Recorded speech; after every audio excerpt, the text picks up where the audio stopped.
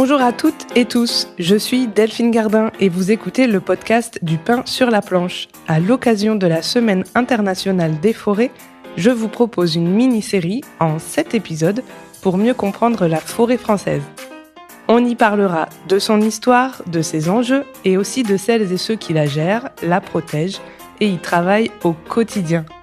Alors si ce format vous plaît, n'hésitez pas à le partager autour de vous, ça contribue vraiment à diffuser les connaissances autour de cette forêt qui nous est tous si chère. Bonne écoute!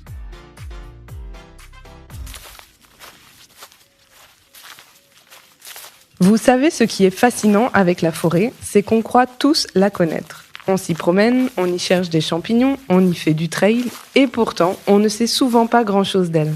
Par exemple, est-ce que vous savez à qui elle appartient, la forêt où vous vous baladez ? Bienvenue dans cette série spéciale pour la Semaine de la forêt, 7 épisodes pour mieux connaître nos forêts françaises.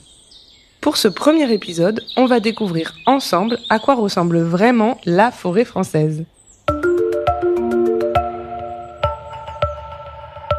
Première chose à savoir quand on parle de forêt, quelle est sa surface ? 17,5 millions d'hectares. Dit comme ça ne parle pas trop.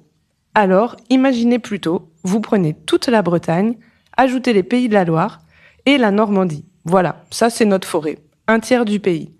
Et ce qui est vraiment dingue, c'est qu'on en a 2 fois plus qu'il y a 170 ans. Aujourd'hui, la forêt française est la 4e forêt d'Europe, derrière la Suède, la Finlande et l'Espagne.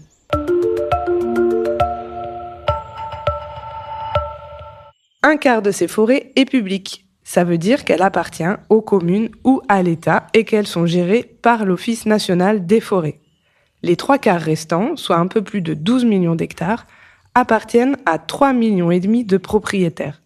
Ça fait en moyenne 3,4 hectares par propriétaire, soit environ 5 terrains de football. Ce sont des petites parcelles et c'est pour ça qu'on dit que la forêt française est morcelée. Quand vous pensez forêt française, vous voyez quoi ? Des sapins de Noël, des chênes majestueux ? La réponse, c'est un peu des deux, mais surtout des feuillus. 2 tiers de nos forêts, ce sont des arbres à feuilles.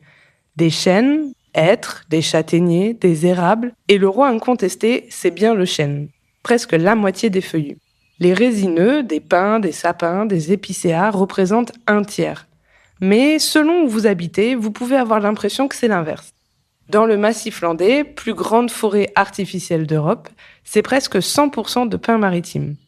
Dans les Vosges, on a des sapins partout, et en Normandie, c'est quasiment que du feuillu. Et puis, il y a ce chiffre, 138, c'est le nombre d'essences d'arbres différentes en France. 138, c'est les 3 quarts de toutes les essences qu'on trouve en Europe.